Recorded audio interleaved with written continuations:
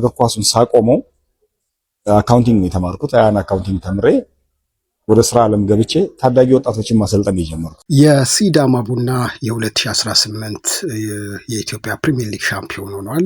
ከዚህ ሻምፒዮን በስተጀርባ ያሉ እውነቶች ደግሞ ማነጋገራቸውን ቀጥሏል። አሰልጣኝ ያሬድ ገመቹ እጅግ ውጣ ውረድ የበዛበት የአሰልጣኝነት ህይወትን አልፎ ለዚህ ድል መብቃቱ በርካቶችን እያነጋገረ ነው።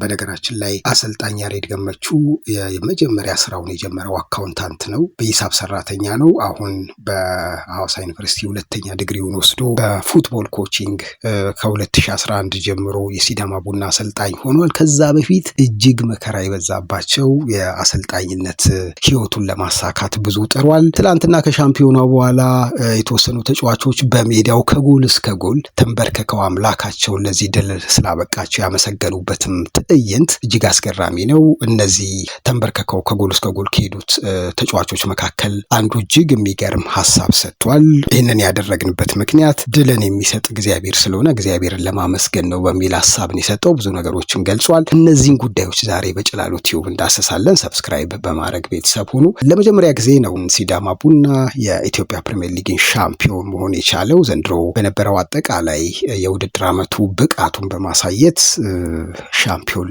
መሆኑን አረጋግጧል። 2 ጨዋታዎች እየቀሩት የዚህ ቡድን አሰልጣኝ ያሬድ ገመቹ ብዙ ያልተነገረለት ኮከብ አሰልጣኝ ነው በማለት ብዙዎች እየገለጹት ነው። አካውንታንት ነበረ። እግር ኳስ ስለሚወድ ማሰልጠንም ስለሚወድ ከህፃናት ጋር ረጅም ዓመታትን አሳልፏል።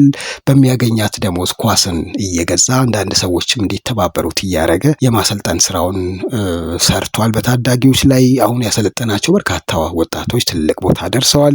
ወራቤ ስፖርት ኮሚሽን ሂሳብ ሰራተኛ ሆኖ ገብቶ ነበር። ጎን ለጎን ስፖርትም ይሰራ ነበር። ከዛ በኋላ ሐዋሳ መምህራን ትምህርት ኮሌጅ ከስፖርት ጋር የተገናኘ ትምህርት ተምሯል። በዲፕሎማ ዲግሪውን ዲላ ዩኒቨርሲቲ ስፖርት ሳይንስ ወስዷል። ሁለተኛ ዲግሪውን ደግሞ ፉትቦል ኮቺንግ ከሐዋሳ ዩኒቨርሲቲ ወስዷል። እነዚህን ሁሉ ውጣ ውረዶች በእውቀት እንዲደገፉ በማድረግ ከ2011 ጀምሮ ሲያሰለጥነው የነበረው ሲዳማ ቡና የ2018 ፕሪሚየር ሊግ ሻምፒዮን እንዲሆን አድርጎታል። የትግል የልፋት ውጤት ለዚህ ሲያበቃ በጣም ደስ ይላል። ያሬድ ገመቹ ምን አለ እስቲ ምን አሳለፈ የሚለውን የተወሰነ ድምጽ አለ። እሱን ላስመልክታችሁና ተመልሰን እንገናኛለን። ቶሎ ወደ ስራ ዓለም ለመግባት እግር ኳሱን ሳቆመው አካውንቲንግ የተማርኩት ያን አካውንቲንግ ተምሬ ወደ ስራ ዓለም ገብቼ ታዳጊ ወጣቶችን ማሰልጠን የጀመርኩት።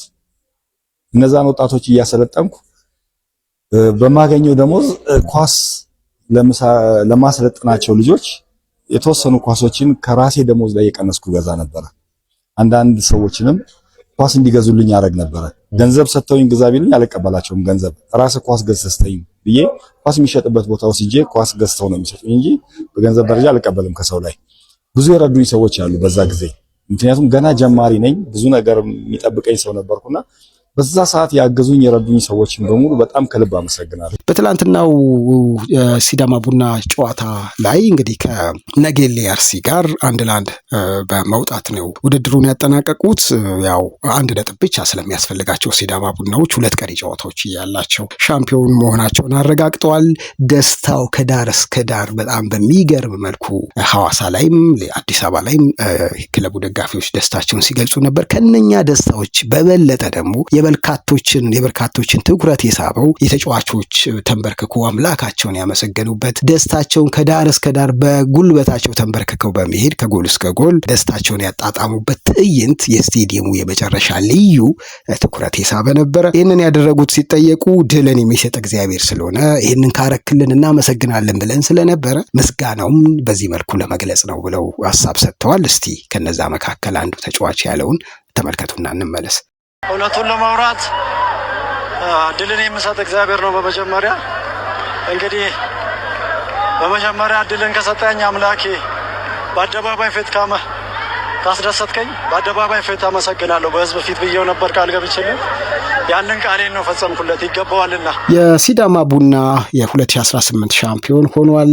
እንግዲህ ደስታው አሁንም በቀጣይ የሚቀጥል ነው የሚሆነው። ጭላሎ ቲዩብ በእነዚህ ጉዳዮች ላይ ያሉ አዳዲስ መረጃዎችን እየተከታተልን እንዳደርሳችኋለን። ሰብስክራይብ ያላረጋችሁ ሰብስክራይብ አድርጉ፣ ቤተሰብ ሁኑ። በርካታ ጉዳዮችን ነው በነገራችን ላይ የምንዳስሰው፣ ማህበራዊ ጉዳይ፣ ፖለቲካዊ ጉዳይ፣ ወቅታዊ ጉዳዮችን ጭላሎ ቲዩብ ላይ የምታጡት ነገር የለም። ስለዚህ ቤተሰብ ሁኑና ተከታተሉ። ላይክ ሼር አድርጉ።